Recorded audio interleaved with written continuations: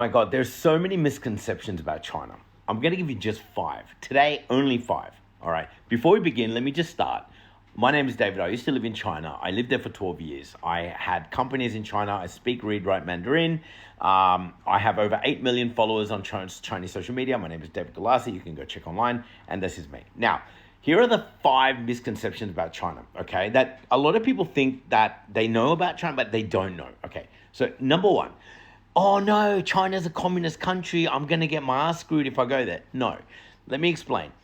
Before, when China was established, yes, it was a communist country, and it still unofficially, well, it still is, has all the symbols and stuff. However, after a guy named Deng Xiaoping opened up the doors to the world, he is the one leader that opened up and created, business into China. He brought money into China. He put China in the global stage, right? That's when China became more globalized. And then China went and picked a little bit of different country systems and put it into place. So they've got a mixture of capitalism, socialism, communism, even like democracy. There's a lot of freedom there as well. You don't understand. China has its own system. It's very, very unique. The second one is very easy to understand. That Chinese people are suffering and that they have no food and that they're not doing really well. This is a crock of shit. Chinese people are some of the happiest people on the planet.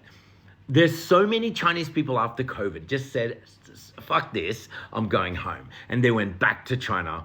They're sick and tired of the expensive taxes and the lifestyle and whatever. A lot of people prefer China over Western countries. A lot of them do. And that Chinese people are actually thriving. They're doing so well in China. Now, there is a gap between the poor and the rich, yes. But the middle class is one of the fastest growing on planet Earth. And I wouldn't be surprised if the middle class doesn't dominate within the next 3 to 5 years. The next misconception about China is that Chinese people don't have internet and that they are like North Korea and that they have no freedom online, blah, blah, blah, blah, blah. This is a crock of shit.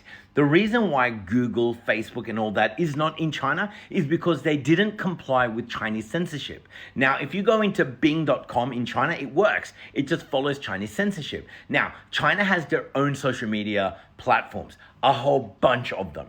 And let me tell you, the content on there sometimes is far more open than the West. I know because I have over 8 million followers on a bunch of Chinese platforms.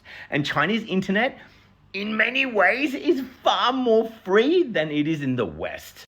Look, the next one is, Chinese people don't speak English. They can't understand. Let me tell you, as an ex-IELTS examiner, I could tell you that China has some of the best English speakers on the planet.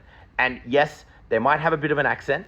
It doesn't really matter. So do the French and the Italians, right? So if you go to China right now in any city, I guarantee you talk to anyone between the ages of 8 and, 35, I guarantee they all speak English. And number 5 is that China copies everything, and without copying, they won't survive. This is absolute bullshit. China has so many original inventions, so many original things. I mean, start with AI. Okay, let's talk about AI, let's talk about EV, let's talk about tech.